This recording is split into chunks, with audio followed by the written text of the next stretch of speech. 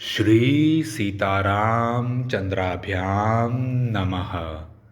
बालकांड 47वां सर्ग। दीति का अपने पुत्रों को मरुदगण बनाकर देवलोक में रखने के लिए इंद्र से अनुरोध। इंद्र द्वारा उसकी स्वीकृति।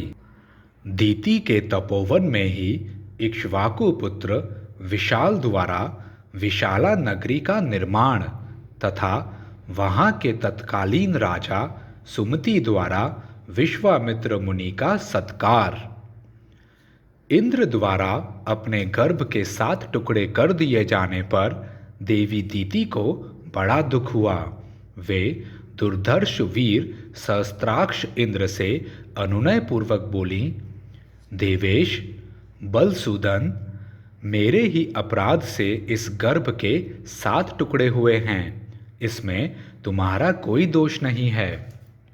इस गर्भ को नष्ट करने के निमित्त तुमने जो क्रूरतापूर्ण कर्म किया है वह तुम्हारे और मेरे लिए भी जिस तरह प्रिय हो जाए, जैसे भी उसका परिणाम तुम्हारे और मेरे लिए सुखद हो जाए, वैसा उपाय मैं करना चाहती हूँ।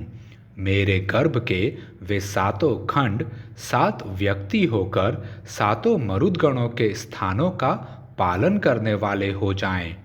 बेटा, ये मेरे दिव्य रूपधारी पुत्र मारुत नाम से प्रसिद्ध होकर आकाश में जो सुविख्यात 7 वात स्कंध हैं उनमें विचरें। जो प्रथम गण है वह ब्रह्मलोक में विचरे, दूसरा इंद्रलोक में विचरण करे तथा तीसरा महायशस्वी मरुदगण दिव्य वायु के नाम से विख्यात हो अंतरिक्ष में बहा करे। सुरश्रेष्ठ, तुम्हारा कल्याण हो। मेरे शेष 4 पुत्रों के गण तुम्हारी आज्ञा से समयानुसार संपूर्ण दिशाओं में संचार करेंगे। तुम्हारे ही रखे हुए नाम से वे सब के सब मारुत कहलाएंगे। मारुत नाम से ही उनकी प्रसिद्धि होगी। दीति का वह वचन सुनकर बल दैत्य को मारने वाले सहस्त्राक्ष इंद्र ने हाथ जोड़कर यह बात कही, माँ, तुम्हारा कल्याण हो। तुमने जैसा कहा है वह सब वैसा ही होगा, इसमें संशय नहीं है।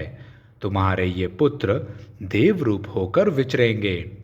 श्री राम उस तपोवन में ऐसा निश्चय करके वे दोनों माता पुत्र दीति और इंद्र कृतकृत्य हो स्वर्गलोक को चले गए, ऐसा हमने सुन रखा है। काकुत्स्थ यही वह देश है जहाँ पूर्व काल में रहकर देवराज इंद्र ने तपः सिद्ध दीति की परिचर्या की थी। पुरुष सिंह पूर्व काल में महाराज इक्ष्वाकु के एक परम धर्मात्मा पुत्र थे जो विशाल नाम से प्रसिद्ध हुए।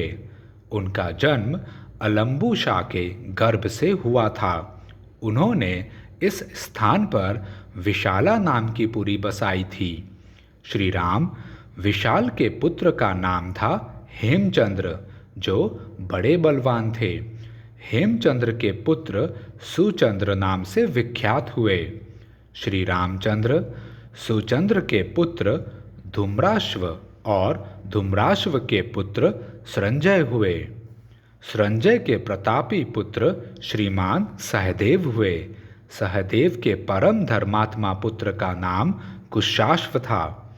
कुशाश्व के महातेजस्वी पुत्र प्रतापी सोमदत्त हुए और सोमदत्त के पुत्र काकुत्स्थ नाम से विख्यात हुए। काकुत्स्थ के महातेजस्वी पुत्र सुमति नाम से प्रसिद्ध हैं, जो परम कांतिमान एवं दुर्जय वीर हैं। वे ही इस समय इस पुरी में निवास करते हैं। महाराज इक्ष्वाकु के प्रसाद से विशाला के सभी नरेश दीर्घायु, महात्मा, पराक्रमी और परम धार्मिक होते आए हैं। नरश्रेष्ठ, आज एक रात हम लोग यहीं सुखपूर्वक शयन करेंगे, फिर कल प्रातः काल यहाँ से चलकर तुम मिथिला में राजा जनक का दर्शन करोगे। नरेशों में श्रेष्ठ, महातेजस्वी, महायशस्वी राजा सुमति विश्वामित्र जी को पुरी के समीप आया हुआ सुनकर उनकी अगवानी के लिए स्वयं आए। अपने पुरोहित और बंधु बांधवों के साथ राजा ने विश्वामित्र जी की उत्तम पूजा करके हाथ जोड़ उनका कुशल समाचार पूछा और उनसे इस प्रकार कहा, मुने, मैं धन्य हूँ। आपका मुझ पर बड़ा अनुग्रह है, क्योंकि आपने स्वयं मेरे राज्य में पधार कर मुझे दर्शन दिया। इस समय मुझसे बढ़कर धन्य पुरुष दूसरा कोई नहीं है। इस प्रकार श्री वाल्मीकि निर्मित आर्ष रामायण आदि काव्य के बालकांड में 47वां सर्ग पूरा हुआ। जय श्री राम।